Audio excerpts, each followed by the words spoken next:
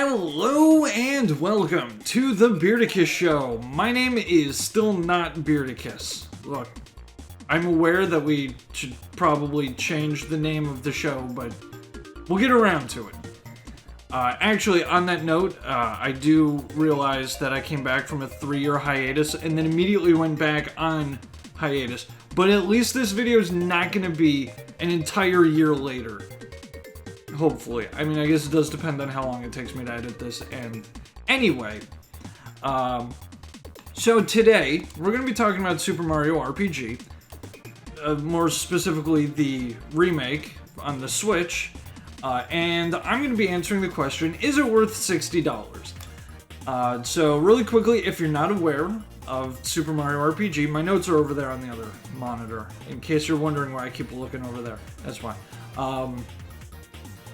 So, if you're not familiar with Super Mario RPG, the original didn't look nearly this nice, but it's Mario in an RPG.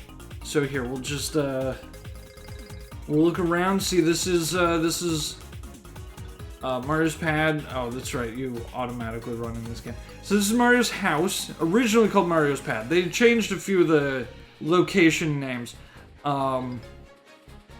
So, the original game, it's a fun little game. It's like a precursor of Paper Mario.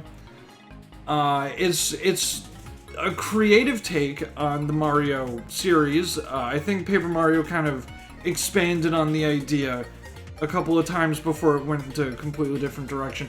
But at the time, this was the first Mario RPG game, hence the name, and it was a very creative take on Mario. In terms of RPG mechanics, it was very simplified, but it also brought like a little Mario twist on it with the action commands and stuff. And you know, it's a fun little game. The story is really bad, though. I'm not gonna get into that right now because if I do, I'm just gonna rant about it for like an hour. The main issue with this game is Geno, because he spends the entire game like, hey, look, I'm from Star Road. Okay, I grant wishes. I'm the real hero around here. Without wishes, Mario's never gonna save Peach. Bowser's never gonna get his castle back. Mallow's never gonna meet his parents, right? Except that throughout the game, you do all of those things without fixing the Star Road, so you still don't have wishes. Like, that's the entire point of the game, is that you're still fixing all the problems. You're still solving everything, even without wishes.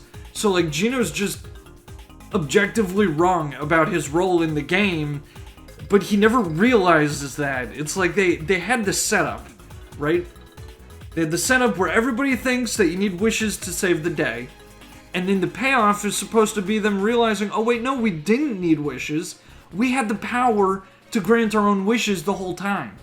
But then they just never realized that, and they just like, yeah, no, Geno was right the whole time, I guess. I don't know, whatever. Anyway, it's a bad story, but like they had the makings of... It doesn't matter. Anyway, we're going to be talking about the new stuff in this version of the game. That's still a problem in this game. The story is unchanged. The game, it's largely the same game. The main difference is the graphics. See, it looks really nice. It did not look nearly this nice on the original, in the original version. And there are also cutscenes. Unfortunately, this file is at the end of the game, so I'm gonna have to splice in. I'm gonna have to start a new file and get to a point with a cutscene, so I'm gonna have to splice that in, like right here, was to record this cutscene that I mentioned a minute ago in the video, but like an hour ago in real life, and then future times in the video. See, you actually get like an animation of what's going on instead of just watching the characters run around the overworld. So it's like more active, there's more to see, and it's much more expressive and dramatic, I guess. A better example is actually the time that when Geno wakes up, but I'm not playing to that point. So you'll get this cutscene and you'll like it, and nothing else. I will say the lack of voice acting is a little noticeable.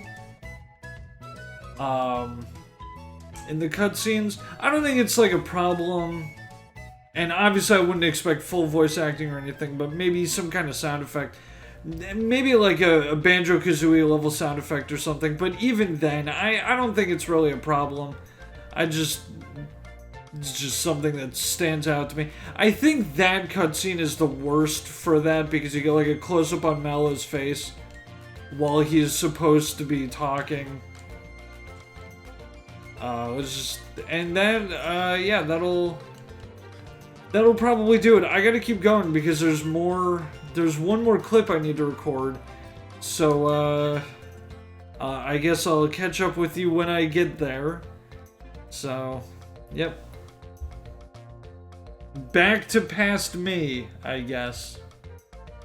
And we're back. Okay, so I have to assume that I talked about my opinions on the animations when I eventually get around to recording that scene that you just saw.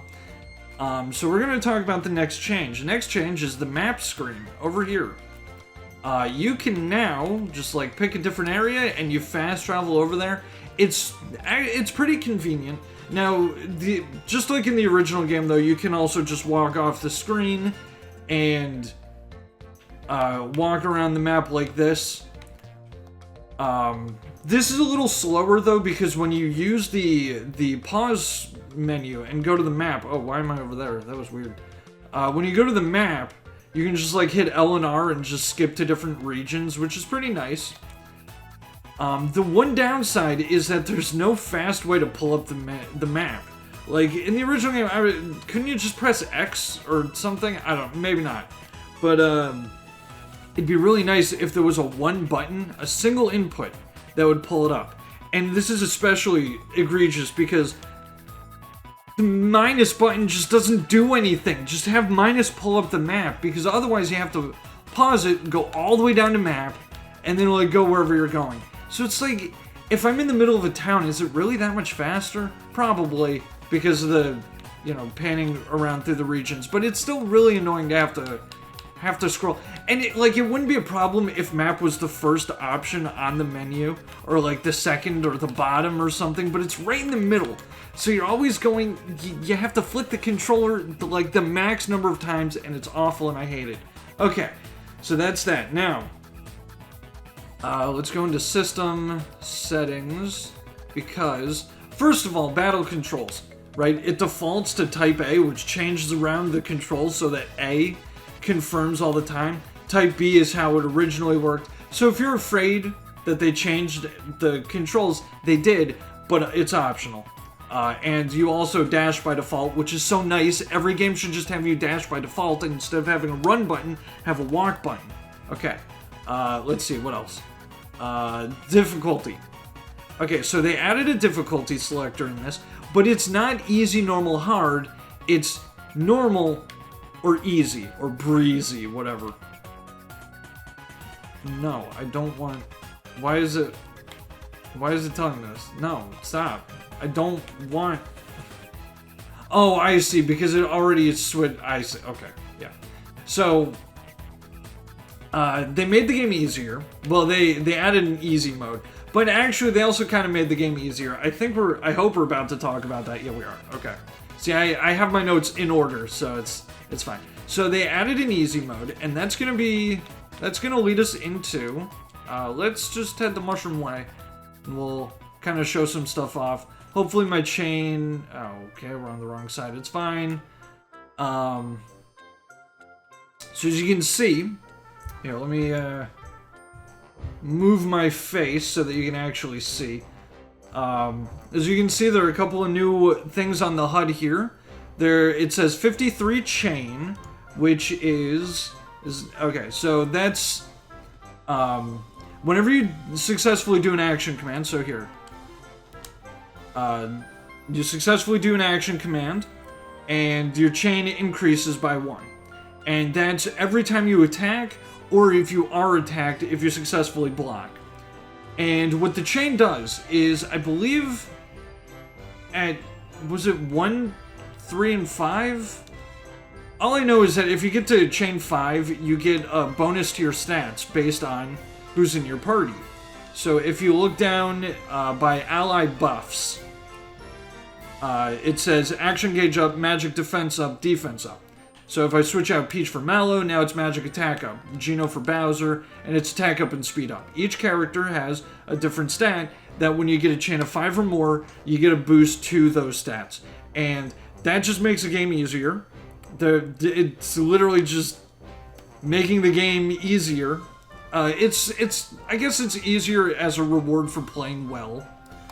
I didn't notice the stats changing too much, so I don't. It doesn't seem like it's a huge boost, but it is a boost. Now the second thing I want to point out is the 100% down there. That's your gauge. Every time you do an action command, your gauge fills up a little bit, and as your chain gets higher, it fills up slightly faster. And then when it's full at 100%, you can use minus. So in battle, minus does do something, but in the in the overworld, it doesn't. And that's when it should be the map. It shouldn't be map now. But yeah, if you fill it up, you can burn a turn. And here, I'll move back down because you've seen the 100%, so you don't need to see me anymore. You don't need to see the bottom screen anymore. And then you can use a special attack, which uses all 3 characters. Depending on which 3 characters you have, it's a different attack. Most of them are just like really powerful hits. Some of them hit all enemies. If Peach is on the field, unless Bowser is the 3rd member, Peach doesn't have attacks. If it's Mallow and Peach, it's a heal that's like a full party heal, even affecting the 2 people in reserve. And if it's Peach and Geno, then it's the Sparasol, which is a shield that will absorb the next hit that every party member takes. So that one's pretty situational, I'm gonna be honest. Usually you just save it for a boss and do like a big hit, but that's just me, personally. So all this is to say that they've added... Oh, actually, there's also... Okay, so the next thing I want to mention, we kind of saw this when I was showing off the difficulty, but they've changed the way that items work in this game. So originally, I think you had like a limit of 20 or 30 items or something, and items didn't stack. In this game, items do stack, but each item has a limit to how many you can carry at a time. For example, you can carry 10 mushrooms. I'm guessing 6 mid-mushrooms. I'm guessing most of these are maxed out, because I don't really use items. So this is an interesting... Oh no, pick-me-ups. Where all my pick-me-ups go? I did just fight all the bonus bosses on this file, so that's probably why. The main difference here is that you can have a wide variety of items at any given time. So, like, I got a bunch of mushrooms and mushrooms and max mushrooms, which is a little... I mean, does make it easier, but it is countered by each item having its own unique limit to how many you can carry. So you can't stock up on let me just plug this in, I guess. You can't carry like 20 pick-me-ups and just never die. You're limited to only 6 pick-me-ups. And there's that other item that's really... What is that soda called? Oh, am I out of the soda? I might be out. Oh no, here it is. Okay, and the Caro Caro Cola, now renamed the Croca-Cola, is limited to only 3, so you can barely hold any of them. But which does make it a little more difficult, because you can't just stock up on the really good items and ignore all the bad items. But on the other hand, it also means that you can just stock up on trash as well. I don't think I have any, but when you're fighting a bunch of undead enemies, you can stock up on pure water, because those sell for a lot, and they're not really that useful, because undead enemies aren't that hard to kill. So I would say overall, battles are easier in this game, even if you're playing on normal. There is one thing that they added that makes it less easy, and whoop, wrong button. We'll see if I can maybe find it. Well, okay, you know what? I'll go back and because the other thing I want to talk about is kind of RNG dependent. Well, it's entirely RNG dependent. So I'll just find it later and I'll record it then. So once again, we're gonna cut ahead to the future and then we'll cut back to now. Okay, we found one. Here we go. Okay. This took longer than I expected to find. Okay, so as you can see here, it's telling me sometimes you'll encounter stronger than usual monsters. These are this is what I was talking about. The one thing they changed about the game to kind of balance out all the new abilities and stuff is that occasionally monsters will be stronger than usual. So in this case, the paratrooper up here will be able to take a bit more punishment than, say, this one over here. So for example, this one took 42 damage when I hit it with perfect. And actually, it's another thing. When you do a perfect action command, it does a shockwave. I forgot to mention that. You should probably bring it up. It does a shockwave that hits all enemies for a reduced amount of damage. That really is just, it's another way that the game rewards you for being skilled by making the game easier, by just making it easier to take out other enemies. I don't know. But the important thing to keep in mind is that paratroopers, usually a paratrooper has 10 health. But this paratrooper has 25, and he's already taken 5 damage. So he actually has 30 health, which isn't much, but this is the very beginning of the game. This is the first one that we've seen. See, Mario one-shot the other one by a lot. He did 45 damage to the other guy. This guy he only did 21 damage to, so I assume they also have double defense or something. I also didn't get a perfect hit that time, but it was close enough that I think that kind of demonstrates the point that sometimes you'll find enemies that are stronger than others. Usually it's not that big a deal. It's just like they're a little stronger. It takes maybe 1 or 2 extra hits to defeat them. But every now and then you will find an enemy that's just an unlucky one to get a special enemy version of. The first one that comes to mind, really any enemy that's got really high defense, like the big troopers. I don't remember what they're called, but the big paratroopers in Bean Valley, or like the little rocks in the volcano. If you get a special version of those, their defense is going to be really, really high, and their health is going to be 3 times higher than what they would usually have. So it's going to take a long time to kill them if you don't know how, like, if you don't know their weaknesses, for example.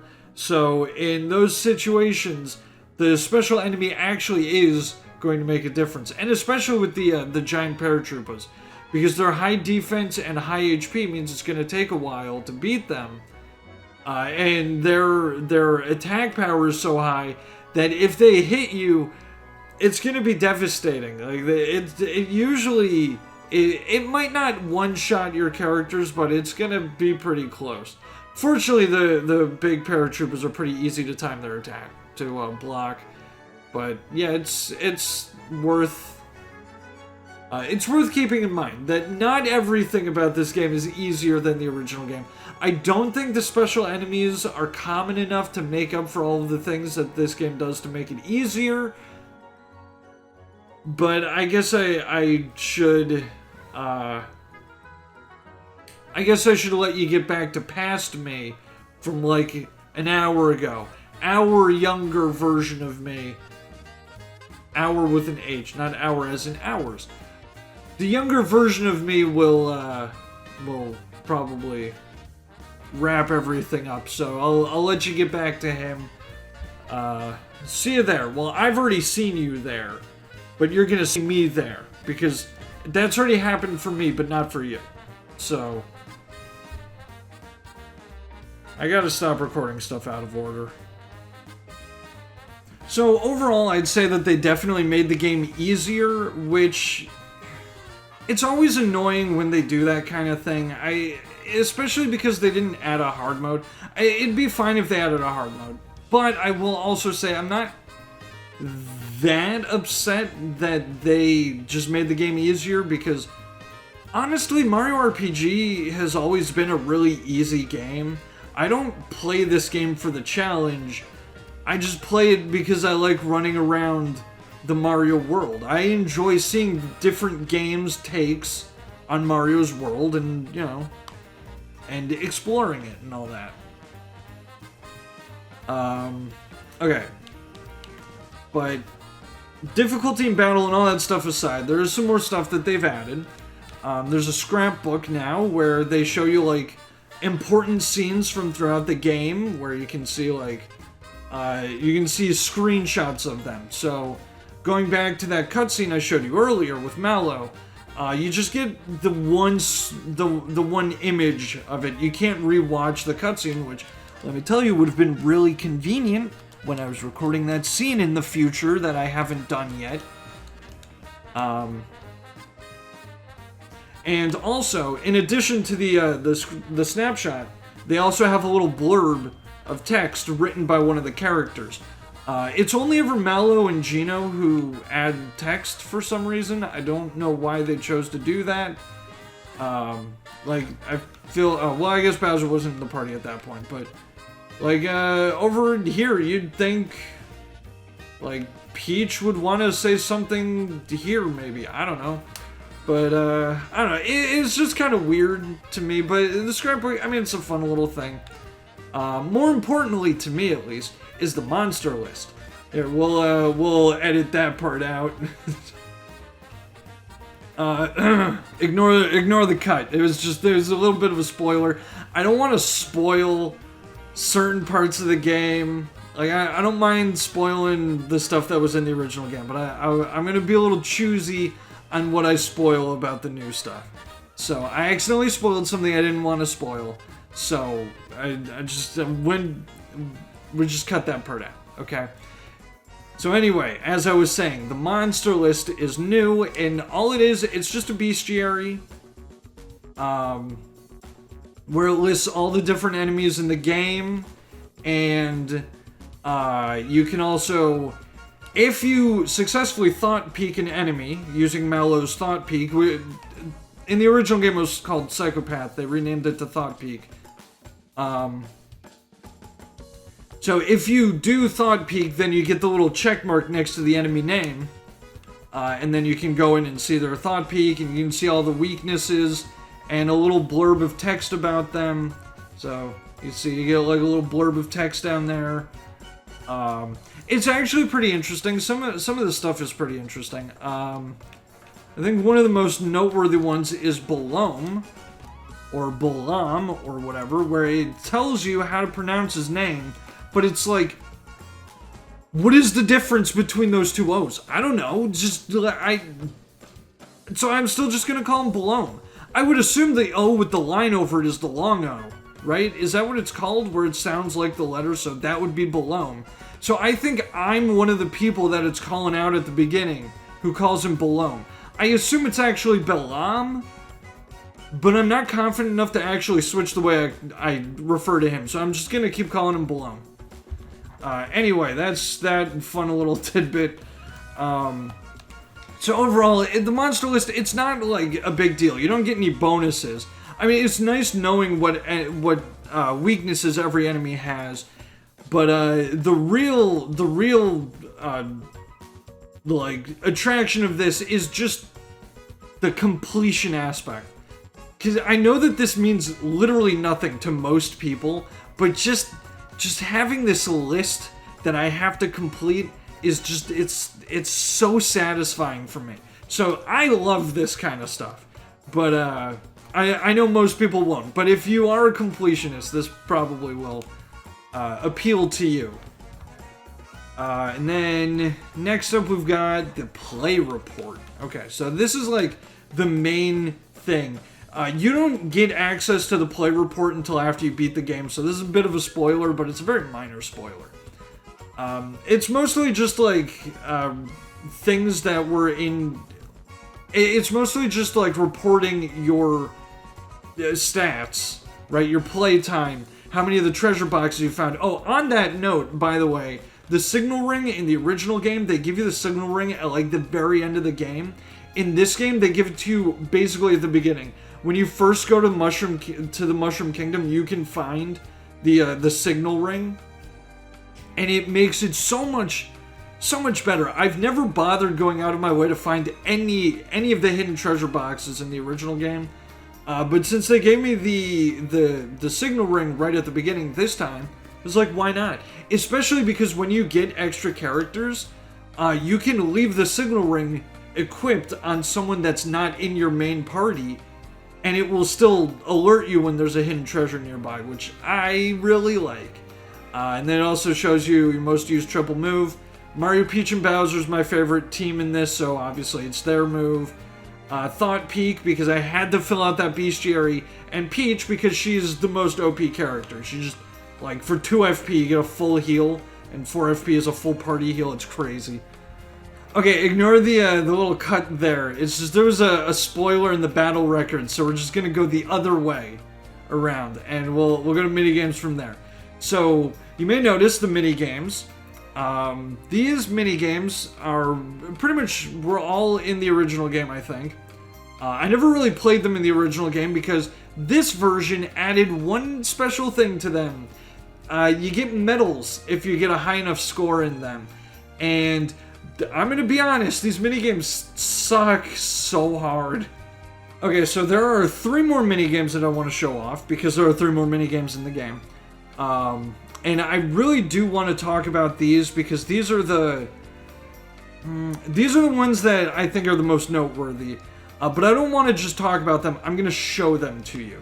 So the first one, if you return to Booster Tower, you can talk to Knife Guy here. And he'll play a little game where he juggles his balls, and you got to figure out which one the yellow one's in. And it's really easy. And you gotta do that a whole bunch of times, and you want to know why you have to do this? Now, you get rewards for doing this. Which I think he gave me like a moldy mushroom just now or something. Usually every time you win, you get either a rotten mushroom, a moldy mushroom, or a wilted mushroom, which are just really weak mushrooms. They're basically the dried mushroom from Paper Mario. But if you win this minigame 12 times, then you'll get a special card that allows access to the casino. And the other 2 minigames are in the casino. So you gotta do that 12 times. But then if you do it 12 times, you might go into your play score, and you might realize, wait a second, or your play record, or whatever, what's it called? The play report. You might go in and realize, wait a second, I don't have a gold medal in the juggling minigame. I guess you don't get medals in the casino minigames. Wrong. You do get medals, but you need to do this 50 times to get the medal. And it's not hard, it's just like so slow and not fun.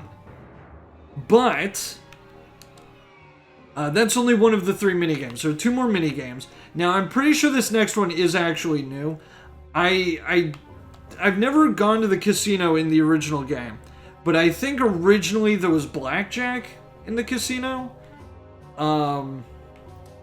And they had to remove that because, you know, there are like restrictions toward gambling in kids' games and stuff like that in some countries. I mean, America doesn't care. It's like, who cares? We want kids to lose all their money, I guess. I don't know. But some countries do have restrictions against that. So they had to replace it with a memory game, which, oh, they got me. I assumed that it was going to start on yes. Oh, they got me. Okay, so there are going to be 10 cards. So there are going to be 10 cards, and 5 of them are toads, and then you see there's, you got Mario, Geno, Peach, Bowser, and Mallow. So you gotta remember where those 5 are. The toads are all just dummies. Right, so then it's gonna ask you for one of the cards, and then it's gonna ask you for another one. I think this one? Yeah, okay. I wasn't positive which one was Bowser and which was Mallow. And then once you do 3 in a row, then you win. And if you want to get the gold medal in this one, you just have to do it 50 times. So, yeah, that was fun. Actually, jokes aside, this is the most fun minigame in the game, in my opinion, because, like, it actually required a bit of brain power. So I did enjoy it the first, like, 3 or so times. But then after that, like, you do it 4 times, and you're like, are we done yet? How close are we? And then the final minigame, you talk to this guy. And he says, look the other way. So this is the last minigame. And this minigame is literally, pick a direction, left or right. We're gonna look left. And then, see, you pick a direction, and then he picks a direction, and then you win or you lose. As far as I know, there is no way of knowing which way he's gonna point. There's no pattern, there's no hint, nothing. You just have to pick a direction and hope for the best, and that time I lost. And it's really not fun, but on the bright side, you don't have to win 50 times to get the medal. You only have to win 100 times. So, yeah, it's a lot of fun, that one. I'll give you the pro tip. Here's what you're gonna want to do. Okay? Hold the control stick in a direction. I chose right, and then just mash A. Just keep mashing A. It'll loop the dialogue. Whether you win or lose, it'll keep looping the dialogue. And then put on like a movie or a YouTube video. Honestly, I should have told you about this earlier so that you could have been doing this for this entire video. But, yeah, you just do this for like an hour. Check how many wins you've got. If you're at 100, congratulations. If you're not, then well, just keep going. Yeah, so that minigame is, ugh, God, don't, if you play this game, don't get all of the minigame medals. It's not worth it. Okay. There's only one other thing worth mentioning, and it's there are some post-game bosses. Oh, see, it's called Mario's Pad on the map here. Okay, so I was gonna show off a couple of the bonus bosses, but then it was like, well, it kind of feels like I'm spoiling stuff. So I won't spoil anything about the bonus bosses. Even though the trailer for the game did kind of spoil it, but whatever. So I'll just talk about them. You rematch a couple of the bosses in the game. I'm not going to say which ones, because not all of them get a rematch. But it's basically the same fight as it was originally, just with like a small twist. And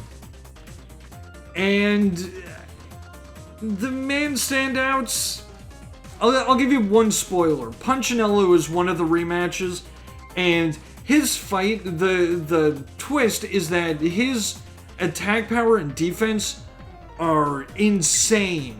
Like, to the point where if he hits you once, a character's probably gonna die. And if you hit him, you're probably not gonna do more than 2 damage. And the gimmick is that he keeps spawning bombs every turn, and you need to turn them around. So instead of them charging at you and doing like 500 damage to you, they charge at Punchinello and do, I think, 80 damage to him. You have to do it like 15 times. It's like a very specific number. It's like exactly 15 times or something. And this is noteworthy because Punchinello is the one boss in this entire game that almost killed me. I came very close to wiping in that fight. It was the only fight in the entire game that I thought I might lose this. I didn't, for the record. No game's over. No game overs. Game's over. Whatever the plural is. None for me. I'm like I said, this game is super easy.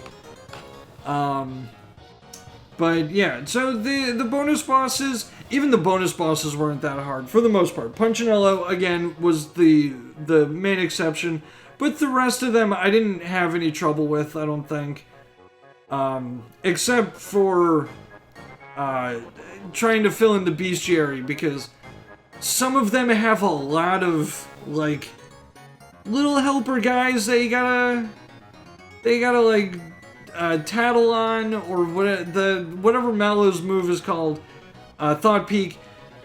They got a bunch of little allies that you got a Thought Peak on, and it's